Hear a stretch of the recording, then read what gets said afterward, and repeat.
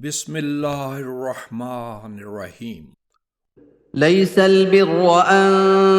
تولوا وجوهكم قبل المشرق والمغرب ولكن البر من آمن بالله واليوم الآخر والملائكة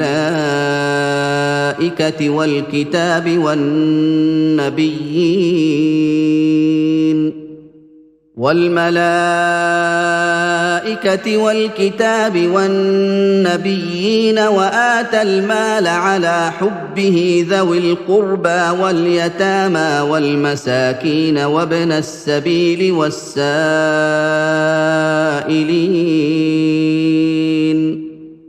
والسائلين وفي الرقاب وأقام الصلاة وآتى الزكاة والموفون بعهدهم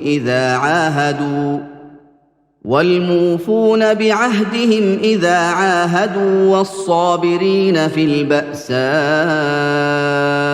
والضراء وحين البأس أولئك الذين صدقوا وأولئك هم المتقون. يا أيها الذين آمنوا كتب عليكم القصاص في القتلى الحر بالحر والعبد بالعبد والأنثى بالأنثى فمن عفي له من أخيه شيء فاتباع بالمعروف وأداء إليه بإحسان ذلك تخفيف من ربكم ورحمة فمن اعتدى بعد ذلك فله عذاب أليم. ولكم في القصاص حياة يا أولي الألباب لعلكم تتقون. كتب عليكم إذا حضر أحدكم الموت إن ترك خيرا الوصية للوالدين والأقربين بالمعروف حقا على المتقين. فمن بدله بعدما سمعه فإنما إثمه على الذين يبدلونه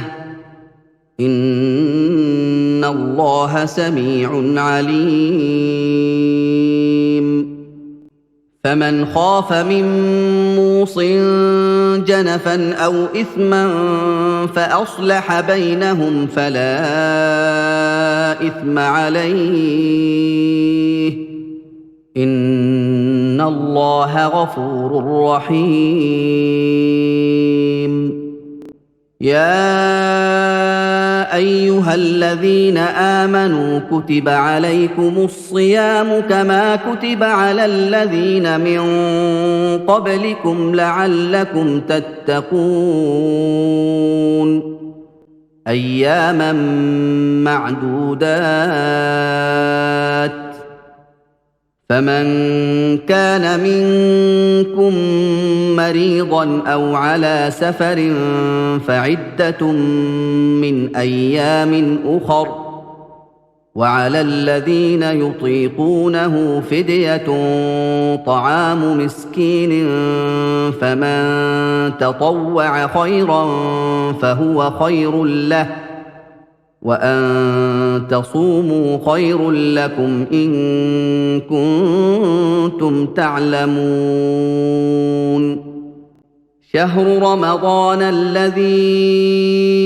أنزل فيه القرآن هدى للناس وبينات من الهدى والفرقان فمن شهد منكم الشهر فليصمه ومن كان مريضا أو على سفر فعدة من أيام أخر يريد الله بكم اليسر ولا يريد بكم العسر ولتكملوا العدة ولتكبروا الله على ما هداكم ولعلكم تشكرون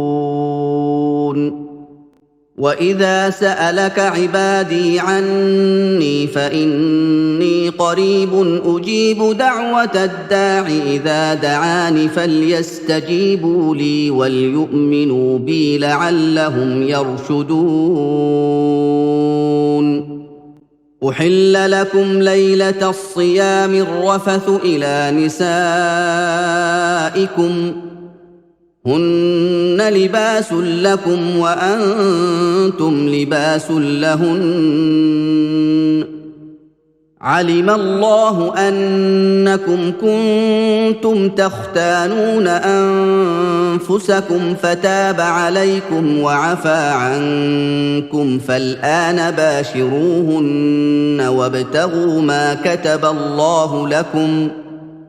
وكلوا واشربوا حتى يتبين لكم الخيط الأبيض من الخيط الأسود من الفجر ثم أتموا الصيام إلى الليل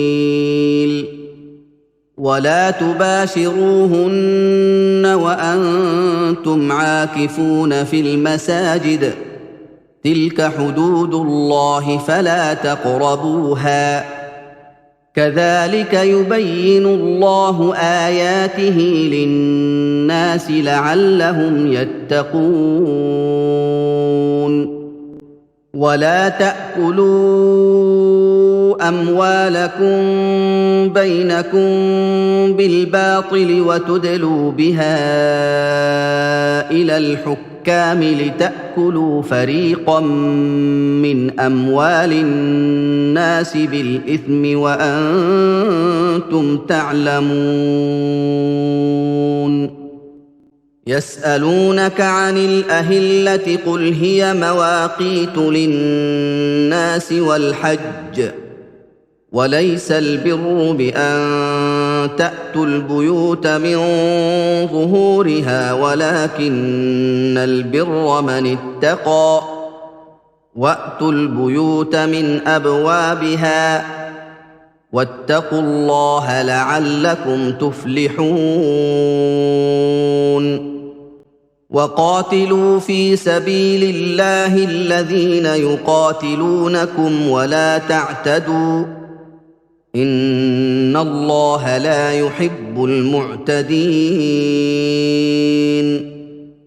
واقتلوهم حيث ثقفتموهم وأخرجوهم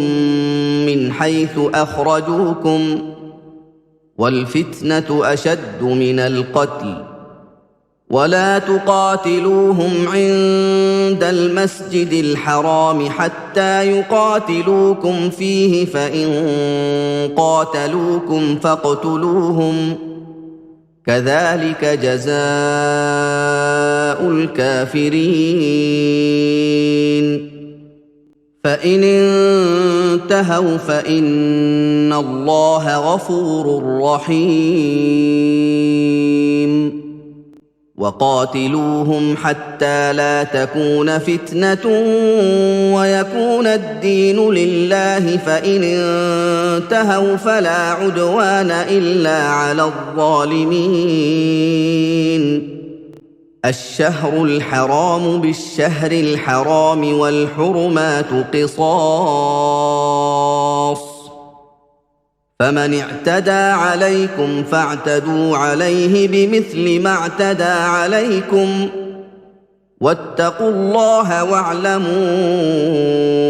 أن الله مع المتقين وأنفقوا في سبيل الله ولا تلقوا بأيديكم إلى التهلكة وأحسنوا إن الله يحب المحسنين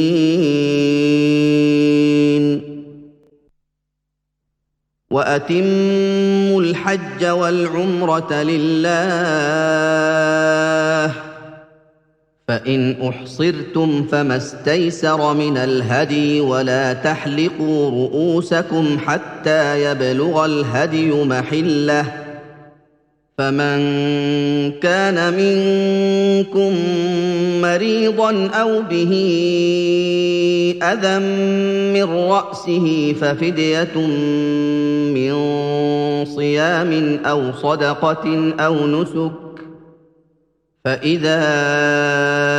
أمنتم فمن تمتع بالعمرة إلى الحج فما استيسر من الهدي فمن لم يجد فصيام 3 أيام في الحج و7 إذا رجعتم تلك 10 كاملة ذلك لمن لم يكن أهله حاضر المسجد الحرام واتقوا الله واعلموا أن الله شديد العقاب الحج أشهر معلومات فمن فرض فيهن الحج فلا رفث ولا فسوق ولا جدال في الحج وما تفعلوا من خير يعلمه الله وتزودوا فإن خير الزاد التقوى واتقون يا أولي الألباب ليس عليكم جناح أن تبتغوا فضلا من ربكم فإذا أفضتم من عرفات فاذكروا الله عند المشعر الحرام واذكروه كما هداكم وإن كنتم من قبله لمن الضالين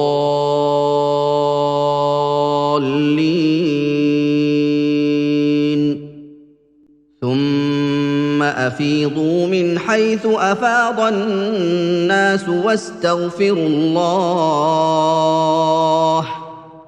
إن الله غفور رحيم فإذا قضيتم مناسككم فاذكروا الله كذكركم آباءكم أو أشد ذكرًا فمن الناس من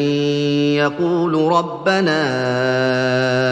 آتنا في الدنيا وما له في الآخرة من خلاق ومنهم من يقول ربنا آتنا في الدنيا حسنة وفي الآخرة حسنة وقنا عذاب النار أولئك لهم نصيب مما كسبوا والله سريع الحساب